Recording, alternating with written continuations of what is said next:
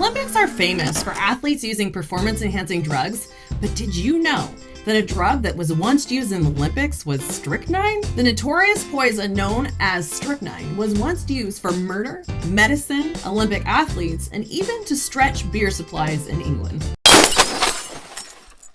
Hey friends, welcome back to the Encyclopedia and channel where curiosity is curated. So let's get into it. Strychnine comes from the seeds of a tree native to Asia, and from the beginning it was bad news. The tiniest amount, just a few milligrams, can cause violent muscle spasms, convulsions, and death. But Europeans in the 1700s couldn't resist experimenting. By the 1800s, strychnine was the hot new tonic, a supposed pick-me-up for digestion, circulation, and general vitality. Basically, a Victorian pre-workout powder. Pharmacists sold it in small doses as a stimulant, and doctors prescribed it for everything from heart disease to constipation. It even showed up in patent medicines, which is like the old-time equivalent of energy drinks. In fact, strychnine became so common that in the 1800s, it was mixed into beer in England. Pub owners wanted to water down their beer, but keep that bitter, sharp bite flavor you're familiar with beer. Strychnine gave that crisp flavor and stretched profits.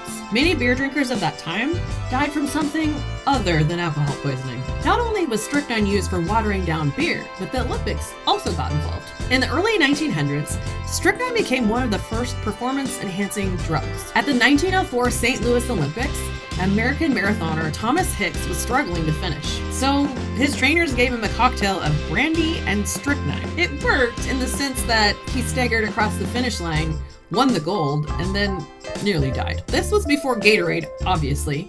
So back then your choices were water or rat poison with a splash of booze. And Hicks wasn't the only one.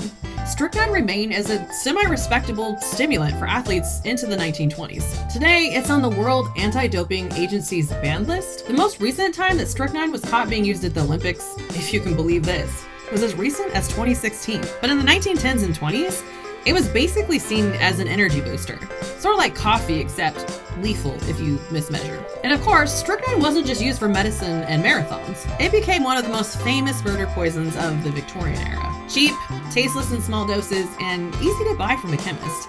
It was the perfect choice for sinister plots. Newspapers loved reporting strychnine poisonings, cementing its place in public imagination as the murder weapon of choice, right up there with arsenic. Today, strychnine is mostly used in pesticides, especially to kill rats and gophers. Doctors abandoned it long ago when science caught up and realized how dangerous it was to human bodies. It's still occasionally detected in poisoning cases, but in most countries, access is heavily restricted. And thankfully, it hasn't been in your beer for a long, long time. Curiosity never quits, and neither do I. See you next time.